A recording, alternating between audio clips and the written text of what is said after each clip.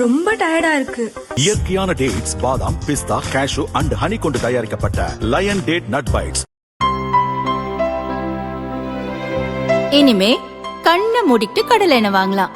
ஏன்னா மந்த்ரா கடலை எண்ணெய் இதயத்தின் தயாரிப்பு. வறுக்க, பொரிக்க, ஏன் எல்லா சமையலுக்கும் மந்த்ரா தான். மந்த்ரா கடலை எண்ணெய், அபார ருசி, ஆரோக்கியமான உடல் நலம். மதுரையில் அரசியல் போஸ்டர் ஒட்டியதில் 23 ஆண்டுகளாக பழிக்கு பழியாக இதுவரை 21 கொலைகள் நடந்துள்ளன.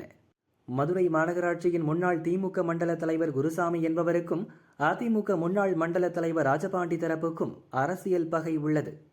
கடந்த 23 ஆண்டுகளுக்கு முன் ராஜபாண்டி தரப்பை சேர்ந்த முனுசு என்பவர் கொலை செய்யப்பட்ட அன்று முதல் இன்று வரை பழிக்கு பழியாக இருதரப்பிலும் பல கொலைகள் நடந்துள்ளன. இதில் ராஜபாண்டி உடல்நலக்குறைவால் இறந்து விட்டார். பல சம்பவங்களில் தொடர்புள்ள அவரது சகோதரி மகன் பிரபல ரவுடி வெள்ளைக்காளி இப்போது சிறையில் இருக்கிறார். பழைய சம்பவங்களில் இன்னும் பழிக்கு பழி வாங்க காத்து கொண்டிருக்கிறார் என்று கூறப்படுகிறது. இதனால் அவரை தீர்த்து கட்டவும் முயற்சி நடக்கிறது.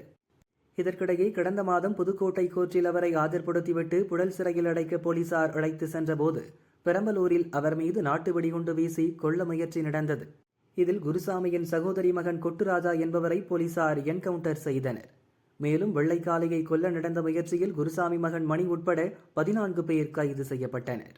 இதைத் தொடர்ந்து மதுரையில் நிருபர்களை சந்தித்த குருசாமி, எங்கு என்ன நடந்தாலும் என் பெயரை சேர்த்து பொய் வழக்கு பதிவு செய்கின்றனர் என்று புலம்பி தள்ளினார்.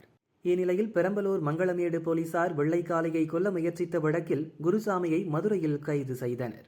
பின்னர் கோர்ட்டில் ஆஜர்படுத்திவிட்டு நெல்லை மத்திய சிறையில் அடைத்தனர். இந்த சம்பவம் மதுரை வட்டாரத்தில் பெரும் பரபரப்பை ஏற்படுத்தியுள்ளது.